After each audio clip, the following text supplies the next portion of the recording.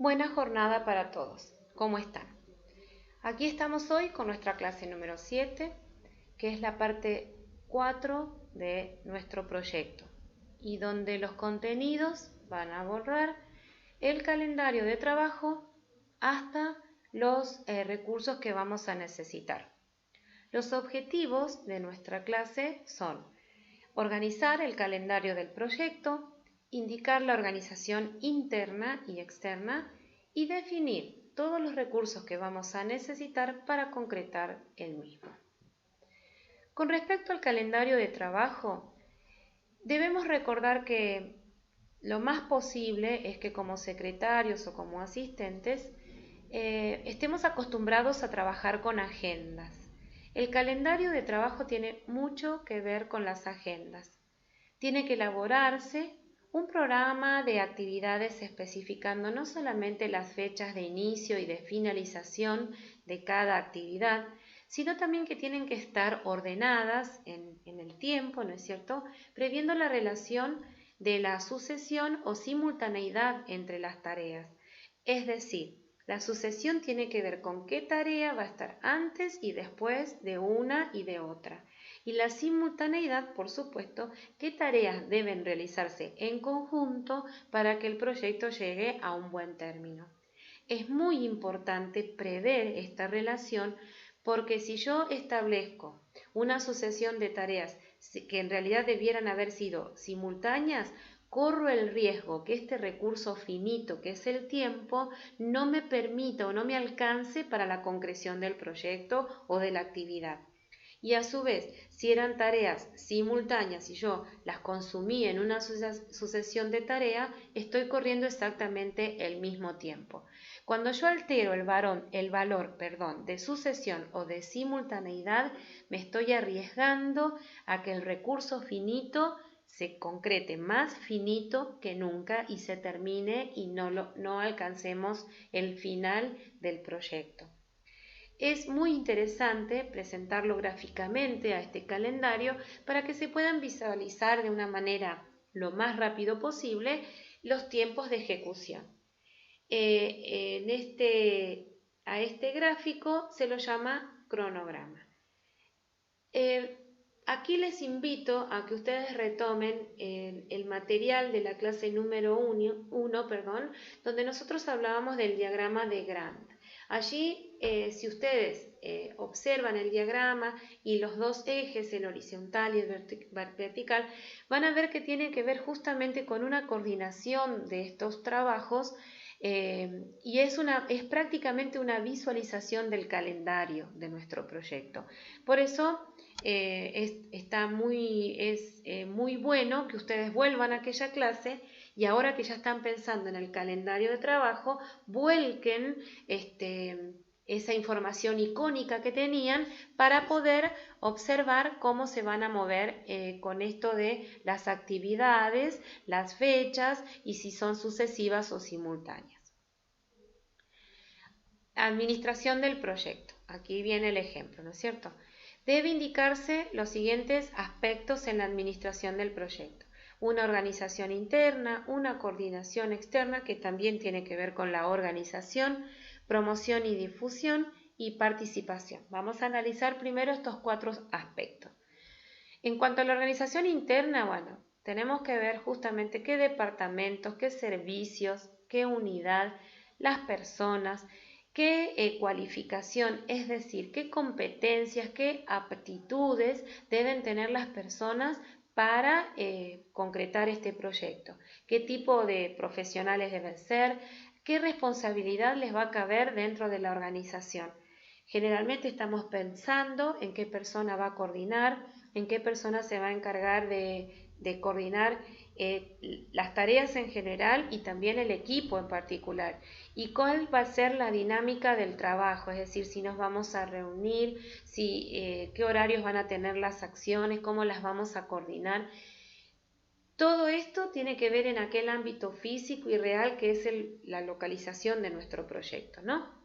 Ahora, en cuanto a la coordinación externa, ya nos estamos abriendo hacia el ámbito, porque tenemos que ver en esta zona de influencia cómo nos vamos a relacionar con otros agentes Y siempre que tenga que ver también con que estos agentes sean importantes para el proyecto, indicando cuáles son, por qué son importantes para el proyecto, por qué tengo que relacionarme con ellos y para qué debo coordinar mis tareas con ellos. Y también fundamentalmente con qué periodicidad, es decir, cada cuánto tiempo voy a estar relacionándome con estos agentes externos. De más está decir que esta coordinación externa tiene mucho que ver con el destinatario del proyecto, es decir, con quien el consumidor, el usuario de mi servicio, porque en definitiva con ellos también voy a tener que coordinar de algún modo que entren en contacto con mi producto o con mi servicio.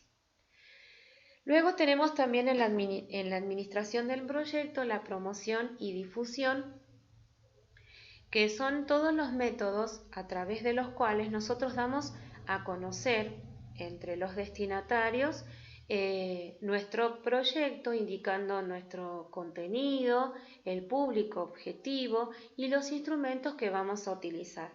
Recuerdan ustedes, a su vez, esto se relaciona con nuestros objetivos. En realidad, todo el proyecto tiene que estar relacionado. Cuando nosotros pensamos en la organización interna o en la coordinación externa, tengo que ver si lo que yo propongo en estos ámbitos está directamente relacionado, coherentemente relacionado con los objetivos, no solo los generales, sino también los específicos y en este caso, por dar un ejemplo, lo de promoción y difusión con los operativos. Si ustedes retoman esa clase verán que nosotros habíamos planteado allí algo de repartir folletos o de hacer campañas. Y en la administración del proyecto también entra la participación.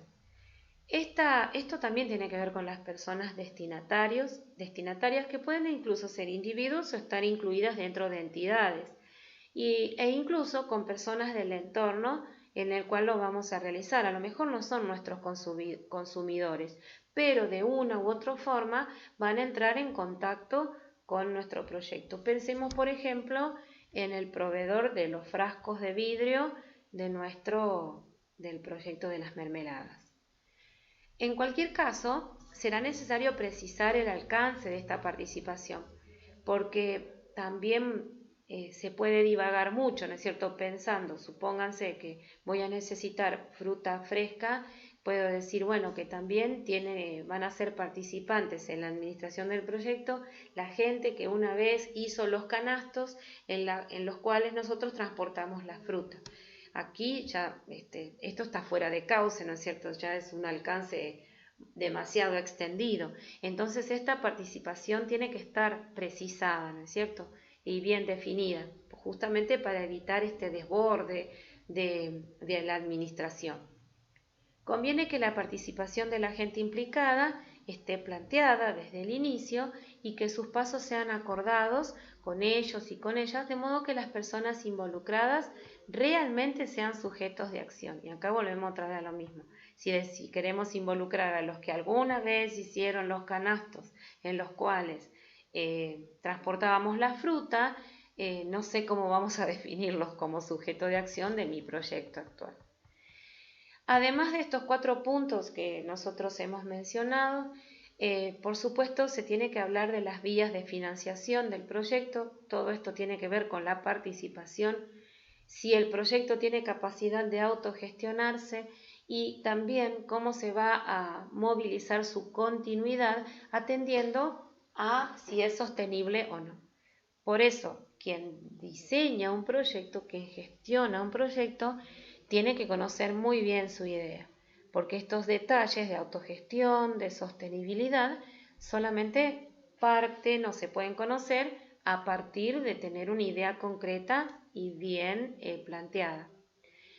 En todos estos aspectos, ya lo hablamos la clase anterior, es muy importante expresar lo esencial.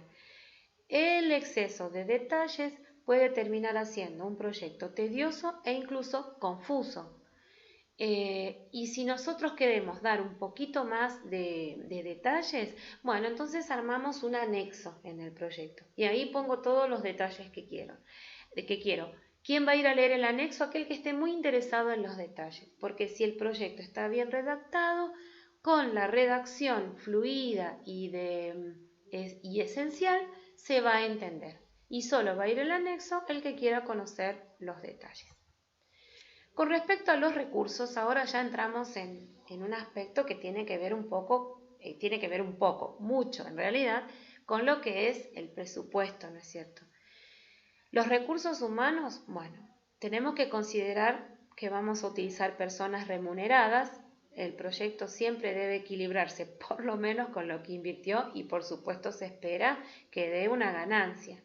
El personal contratado que será necesario y no solamente la cantidad, sino también qué competencias profesionales tiene que tener, qué funciones va a cumplir, cuáles serán sus horas de trabajo semanales, cuál será la retribución que va a percibir por esta prestación de servicio. Esto tiene que ver con los salarios, con las retenciones según el convenio, su seguridad social y todo lo que va a implicarse en el coste laboral.